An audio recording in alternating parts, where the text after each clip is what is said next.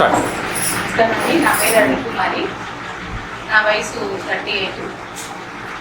మాది తెనాలి. నీకు ఎన్నిసార్లు చెప్పినా నా మాట ఇంటికి నాకు నచ్చని పని చేస్తున్నాను. నాకు నచ్చట్లేదు నువ్వు చేసే పని. ఆ ఫోన్ వచ్చిందంటే మాట్లాడొద్దు అని చెప్తాను. నాకు నచ్చకపోయినా నువ్వు అదే పని చేస్తున్నావు. ఏం చేయాలి?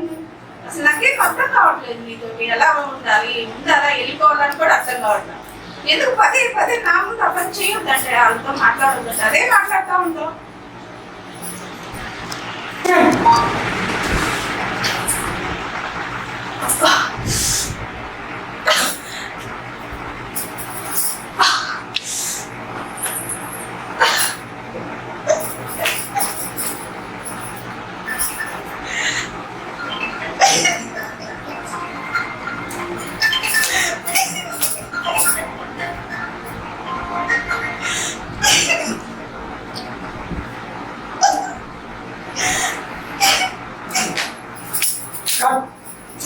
Okay.